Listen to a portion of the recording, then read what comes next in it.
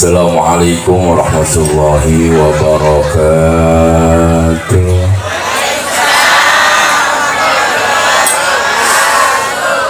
Pengajian itu selalu kalah cepat dengan dangdutan.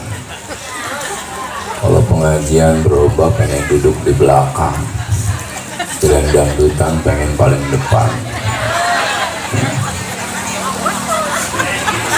Kalau pengajian siang dikit udah pada pulang, dan dangdutan sampai tengah malam makin banyak yang datang. Mudah-mudahan yang ada di sini semua dosanya pada hilang, duitnya banyak, buka rumah, buka pintu duit di sini, buka kulkas duit, buka kamar mandi duit. Pamannya lu punya tuyul di rumahnya. Sehat ya ibu ya. Saya boleh ngasih pantun sama ibu-ibu enggak? Terbilang cakep ya. Ikan hiu makan buah. I love you. Yang jawab nenek-neneknya lagi najis ya.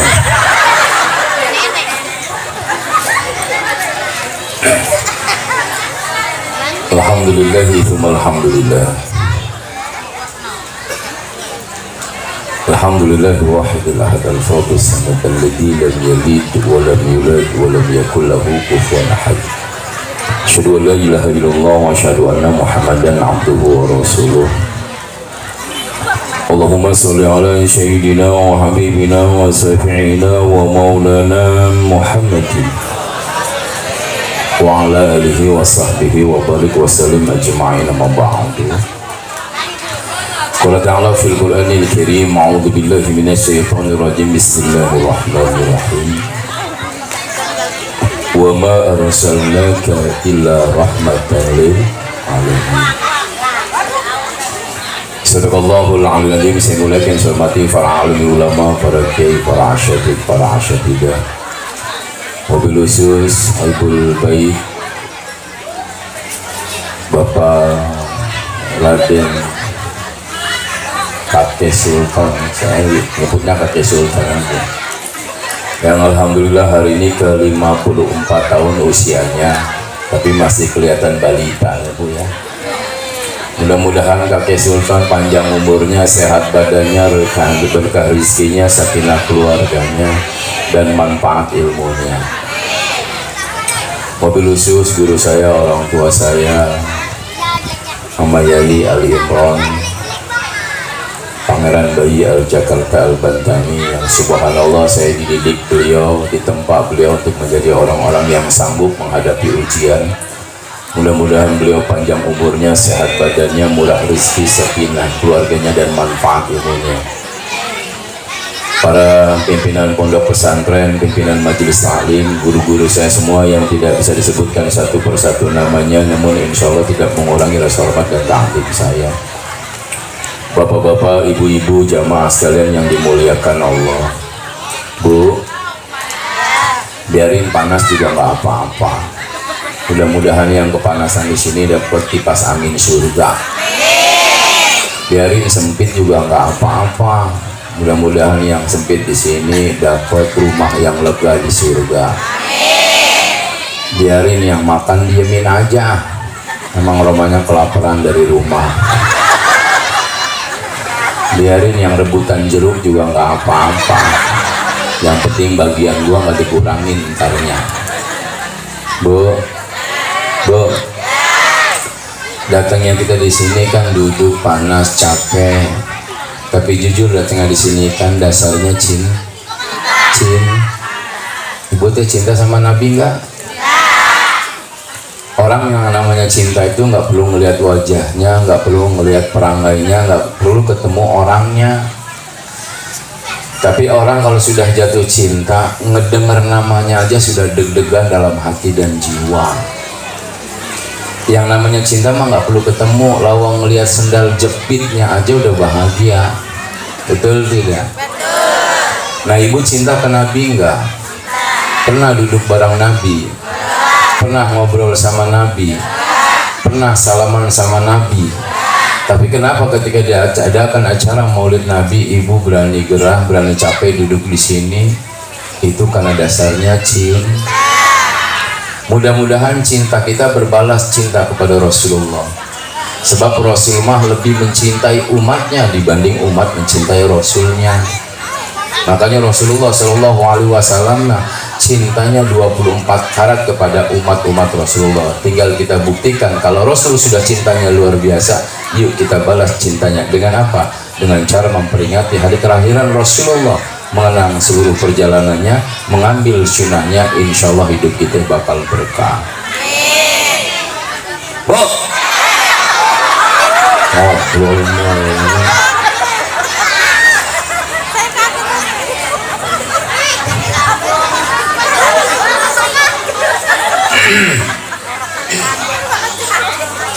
Saya doain yang ngobrol lakinya kawin 5 kali biar.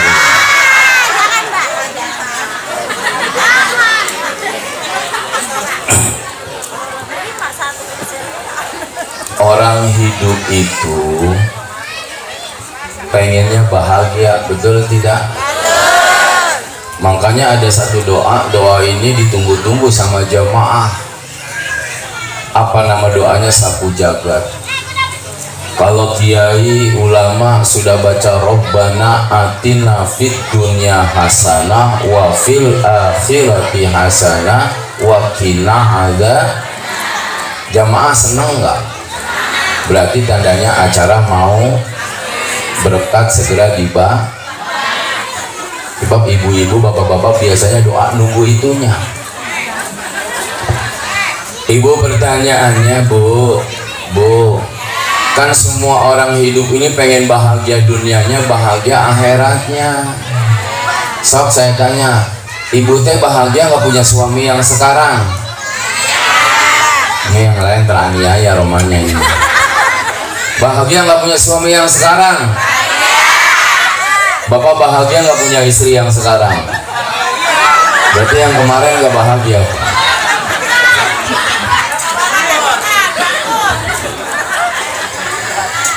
Orang kan pengen bahagia dunia, bahagia akhirat. Cuman kadangkala bahagia nggak didapatkan, senangan yang didapatkan. Ibu senang sama bahagia itu beda. Kalau bahagia otomatis menciptakan kesenangan, kesenangan belum tentu bahagia. Betul ya? Orang rumahnya gedong, kelihatannya bahagia, belum tentu bisa jadi di dalamnya kesenangan. Buktinya apa? Di Kelapa Gading rumahnya aja 5 miliar, belum tanahnya, belum WC-nya. Rumah yang sebesar dan semahal itu apakah membuat bahagia di dalamnya? Oh belum tentu. Karena setiap Sabtu dan Minggu mereka berbondong-bondong pengen ke puncak, cari kesenangan dan kebahagiaan serta cari ketenangan. Berarti rumah yang 5 miliar belum tentu menciptakan kebahagiaan dan ketenangan. Mendingan kayak kita Sabtu Minggu nggak kemana-mana, emang nggak punya duit romannya. Tuh ya. Jadi bahagiaan orang punya duit apa nggak punya duit? Aduh, gua omongin tadi. Apa sih yang masih dibahagia? Apakah bahagia itu manakala ibu-ibu punya suami yang tampan, gagah perkasa, perwira, tiada tara? Itu pun hasil rebutan sama temannya di SMA. Ternyata survei membuktikan bahagia itu nggak ada di wajah suami yang tampan. Sok saya tanya sekarang, Bu, mendingan suami tampan apa banyak uang? Najis gua. Ya, pantesan laki-lakinya kuyu-kuyu banget. Saya tanya lagi, mendingan suami pulang bawa senyuman apa bawa uang? Untung gua nggak kawin sama orang sini.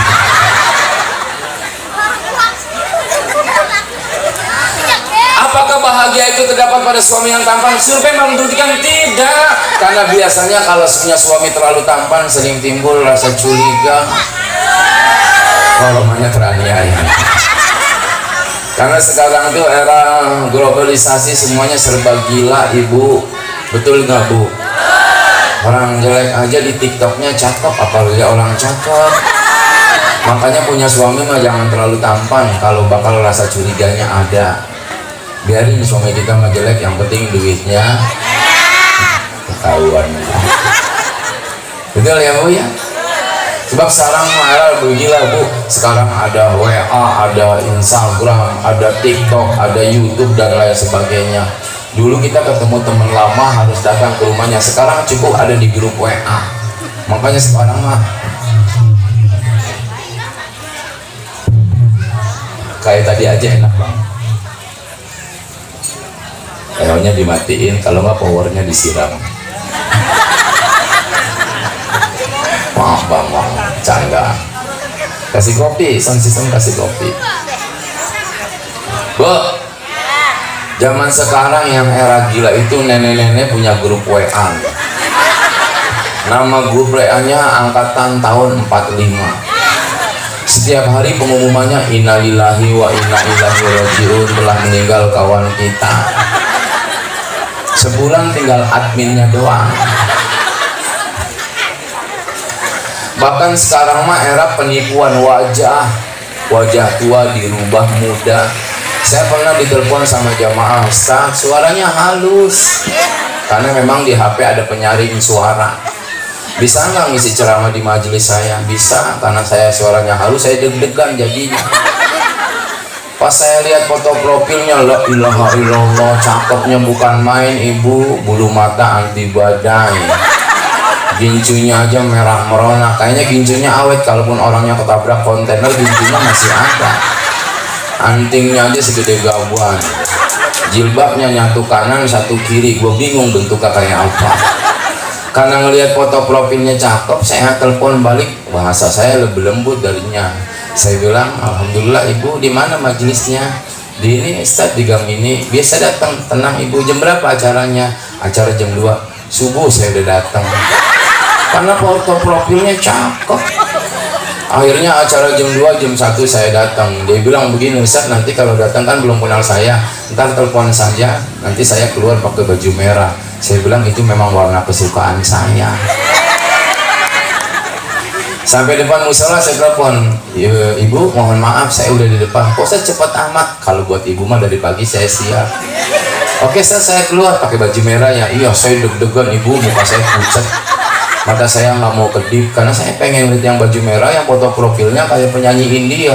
Pas keluar saya kaget, 17 setan ibu. Saya bilang, nenek yang undang saya. Iya Pak Ustadz. Nah itu foto profil, foto siapa? Itu mah artis India Pak Ustadz. Saya bilang, kampret, saya ketipu. Saya tungguin enak, saya tinggal malu. Orang-orang sekarang nggak percaya diri ya Bu ya. Ini kayak begini nih kelihatannya wajahnya Masya Allah. Ini ahli-ahli surga semua wajahnya. Dari sini sampai ujung melihatnya adem banget. Apa karena saya lagi sakit mata kali kan? Berarti suami yang tampan belum tentu ngebuat kita bahagia. Kita usir dulu suami. Apakah yang disebut dengan bahagia manakala bapak-bapak punya istri yang cantik yang wajahnya kayak Syahrini sementara budinya mirip Ponori misalnya. Ternyata survei membuktikan istri yang cantik belum tentu kebahagiaan. Sebab kadang-kala kalau punya istri yang cantik sering besar pasak daripada tiang, mahalan bedaknya dibanding gaji bulanan. Betul nggak? Ada nggak orang cakep yang mau pakai bedak pipa nomor 5 yang punya mayat? Ada. Makanya punya bini mah nggak usah cantik-cantik. Ternyata cantiknya perempuan bukan dari balutan bedak. Cantiknya perempuan bukan dari wajahnya yang berbalut dengan bedak yang luar biasa. Tapi cantiknya perempuan manakala ada aura ibadah dari wudhunya. Bu, jangan banyakin bedak, banyakin wudhu. Makanya saya bisa berani taruhan, Pak. Ibu-ibu di sini lagi ngaji, lagi berbuat maksiat, Pak. Kok bisa? Karena betul. Saya tanya bapak-bapaknya, cakepan mana? Ibunya waktu ngaji apa tidur sama bapak? Hah? Waktu ngaji apa tidur sama bapak? Kenapa lu makin gaji? Wajah lu cantiknya bukan main, dia tidur sama laki lu ngalahin kuntilanak lihatnya. Betul ya Pak ya? Ibu-ibu cakep, ibu-ibu minyak wanginya dipakai waktu ngaji apa tidur sama bapak? Kirain tidur sama suami lu makin nyonyong campur balsem, nyamuk aja berbusa gimana lagi.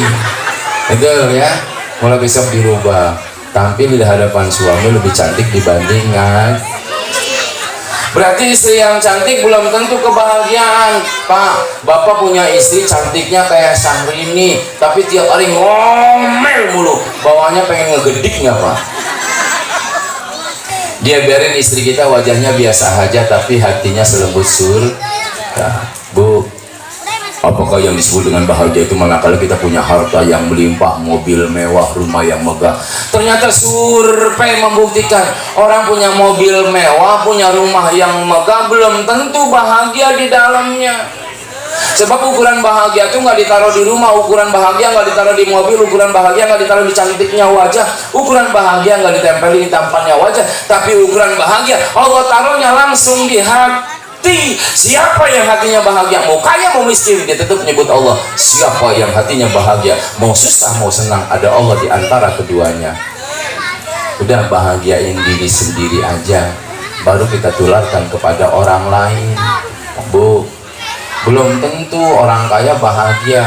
Sekarang saya tanya, urusan tidur enakan orang kaya apa orang miskin? Enak miskin. Orang kaya mau tidur bingung Bu, ngelihat CCTV gerbang kunci apa belum, dia telepon satpam ada yang jaga apa enggak, dia hitungin dulu mobil jumlahnya lengkap apa enggak, dia hitung deposit buat belakang, dia telepon perusahaan ada yang kerja lembur apa enggak, tidurnya terganggu dibudakin harta. Mendingan kayak kita harta nggak banyak, di mana aja kita mah tidur, naik ojek tidur, betul, duduk di trotoar tidur, dengerin ceramah. Kayaknya banyak juga orang miskin sih. Urusan makan enakan orang kaya apa orang miskin? Makan enakan orang kaya apa orang miskin? Enakan orang miskin. Orang kaya makan pilih-pilih, bergizi apa enggak, higienis apa enggak. Saya pernah diajak sama teman saya yang punya 5 kapal tongkang Pertamina, diajak makan ke restoran Asia, namanya restoran Malaysia. Satu piringnya 1.200.000, padahal cuma ikan tuna seceplok, cuma dimodif sama saus sama kecap, cuman ada serbet, ada pisau, ada garpu, ada sendok. Saya sampai bingung nih, yang buat telan serbetnya dulu kapan? Ikan sekecil gitu 1.200.000 saya ngabisin tuh makanan Pak, sampai saya jilatin sausnya. Lumayan sausnya masih 150.000 itu.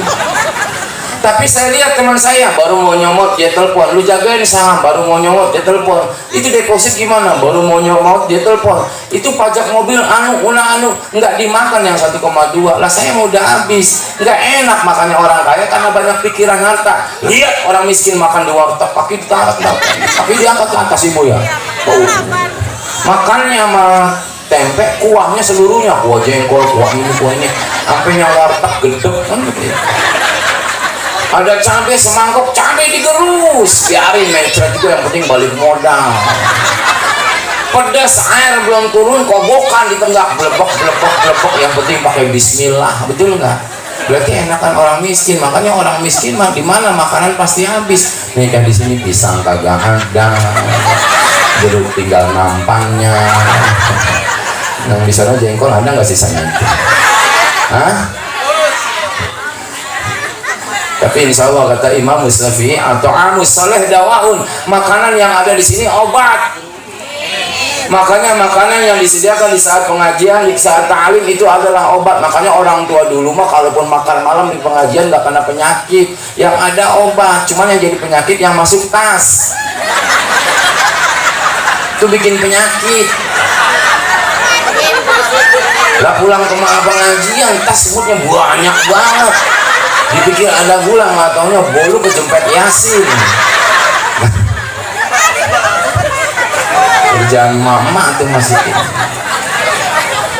Apakah yang disebut dengan bahagia manakala kita punya anak yang kita sekolahan tinggi-tinggi sampai dengan mencakar langit? Ternyata survei membuktikan anak yang pintar belum tentu kebahagiaan. Sebab kadang-kala kalau punya anak yang pintar sering minterin orang tua. Anak kaya malah orang tua jadi budak dalam rumah tangga. Udah punya anak mah gak usah kaya harta, yang penting kaya ilmu. Sebab mati kita dengan ilmu anak, insya Allah husnul khatimah.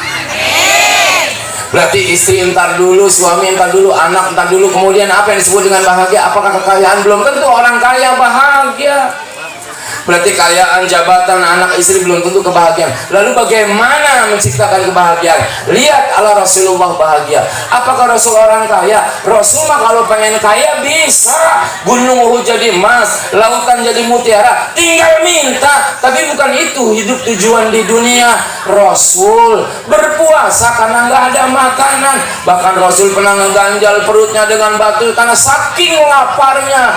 Rasul orang mulia yang apapun permintaannya Allah turuti, tapi Rasul tidak mengutamakan dunia. Buat apa jadi orang kaya dunia tapi miskin di akhirat? Biarin kita miskin di dunia, tapi nanti di surga jadi orang yang paling bahagia. Setuju tidak? Berarti suami bukan, anak bukan, istri bukan, jabatan bukan, kekayaan bukan. Lalu apa yang disebut dengan bahagia? Saya kasih konsep bahagia sesungguhnya. Ibu kenal Nabi Ibrahim? Kenal di mana? Lu sombong banget ya. Nabi ini bukan tukang ketoprak. Tapi tahu Nabi Ibrahim tahu. RT mana dia? Main tahu aja.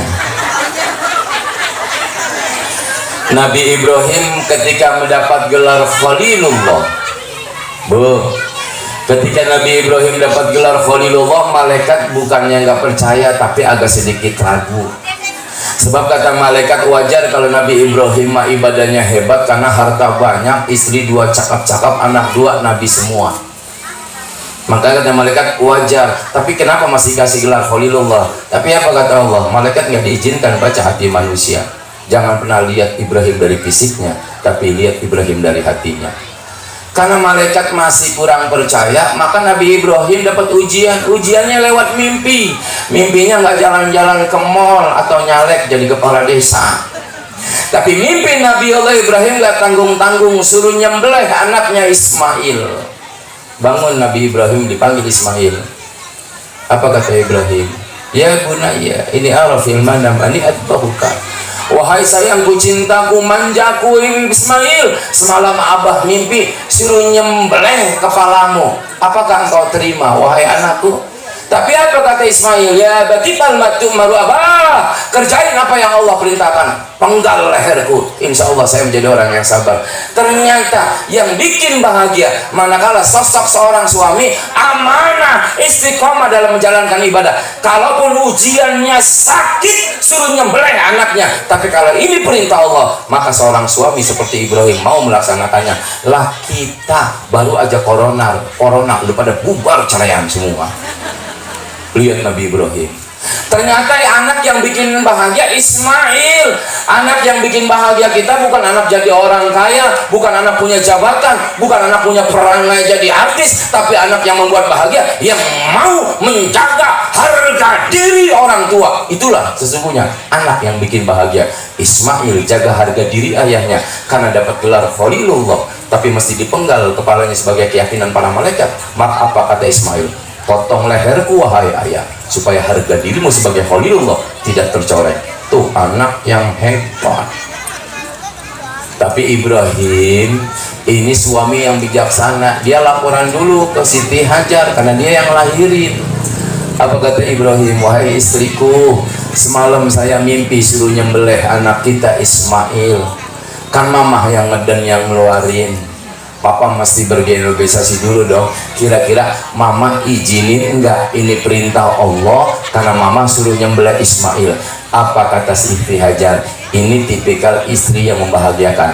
Apa kata Siti Hajar? Abah, ayah, wahai suamiku, silakan potong Ismail anakku, anak kita. Kalau memang ini perintah Allah, mama rela. Apa kata Siti Hajar? Kalau Ismail nggak mau dan meronta dipotong, biar mama jadi gantinya, supaya harga diri seorang suami nggak jatuh di mata Allah. Itu suami istri yang terbaik. Istri yang terbaik bukan cuma wajah cantik, tapi istri yang terbaik mampu menjaga harga diri dan martabat suami. Lu ngapain ngaji cantik dilantik juga malah lu bikin enak lagi. Betul.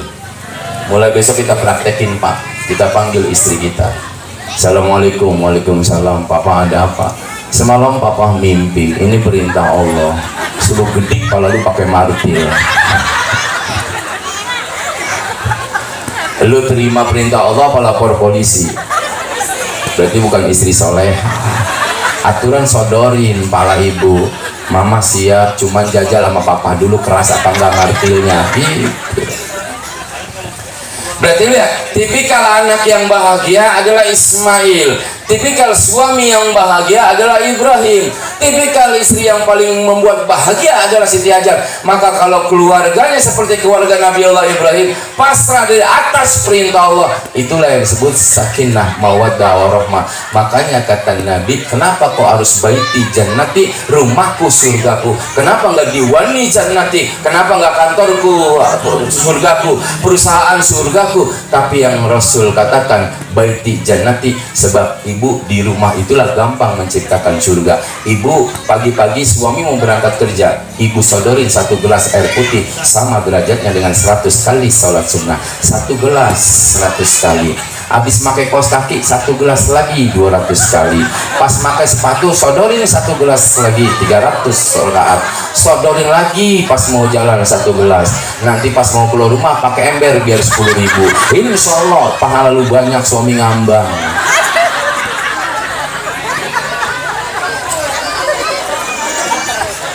Kedua, terakhir, Bu, tahu Nabi Sulaiman nggak? Nabi Sulaiman selain mujizat yang hebat bisa bicara dengan siapa?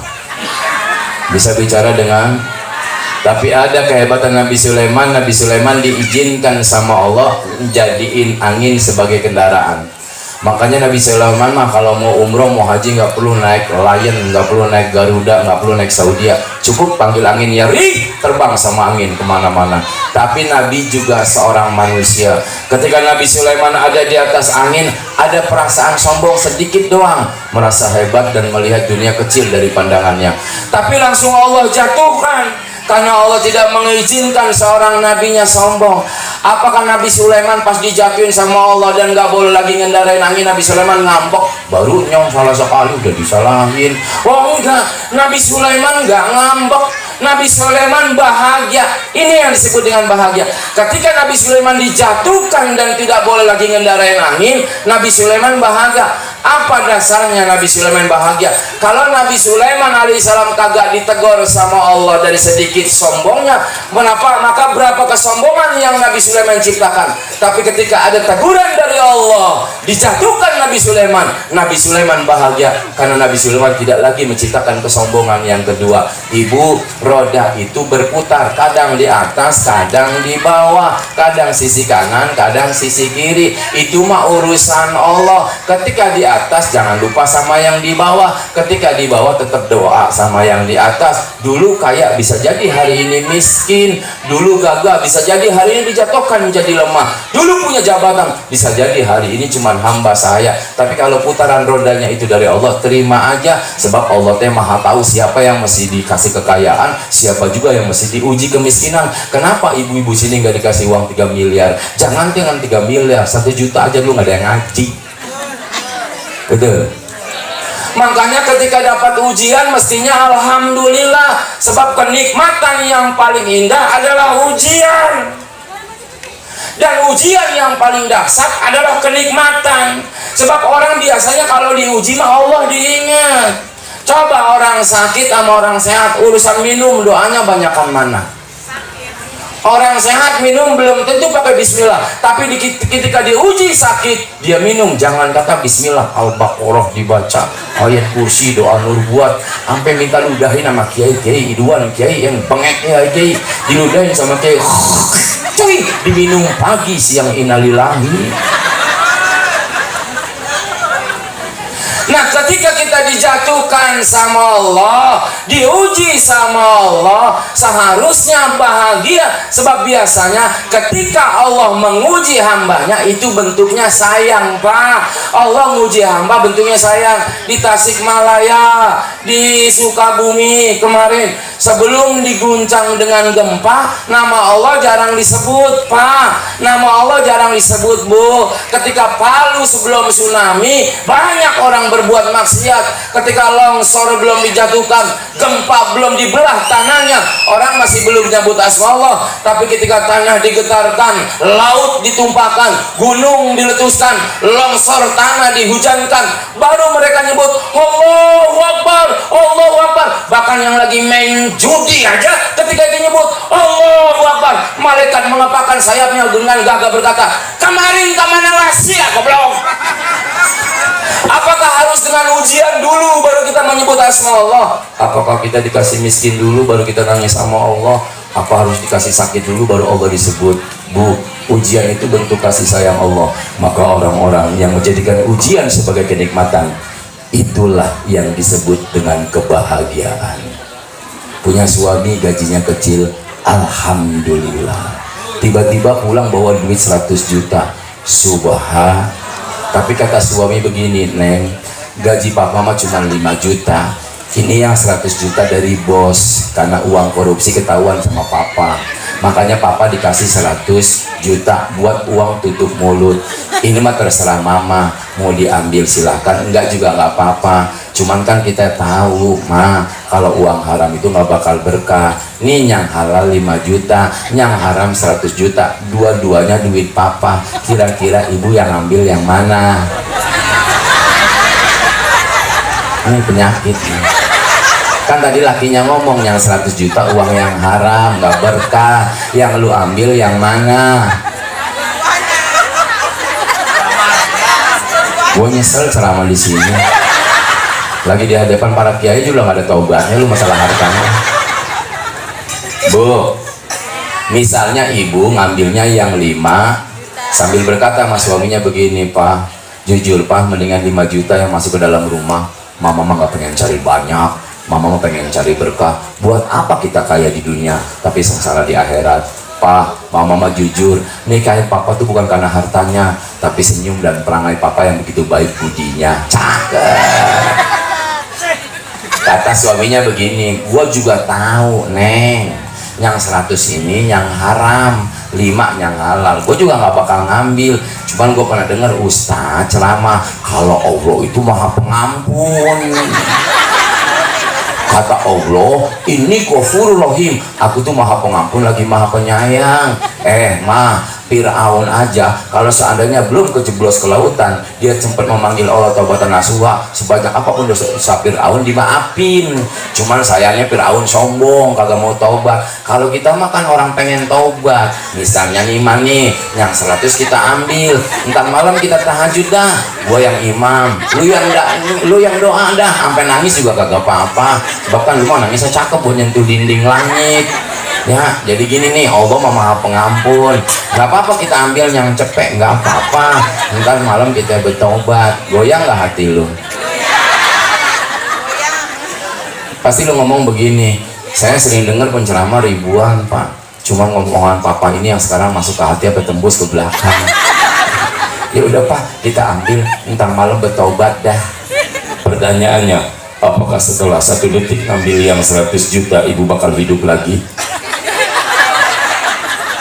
Pertanyaannya, apakah yang haram yang bapak ambil semenit kemudian bakal hidup lagi? Al mautu yati bautatan wal qabru sundukul amal isbir ala ahwaliha la mauta illa bil ajal. Ibu mati datangnya dadakan, nggak ada pemberitahuan. Yang tua mati, yang muda mati, yang cantik mati, yang jelek disumpahin mati.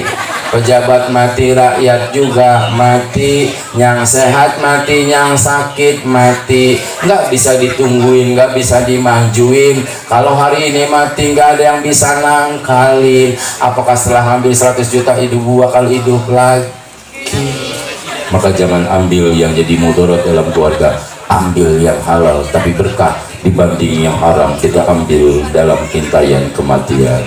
Wallahu a'lam bishawab. Assalamualaikum warahmatullahi wabarakatuh.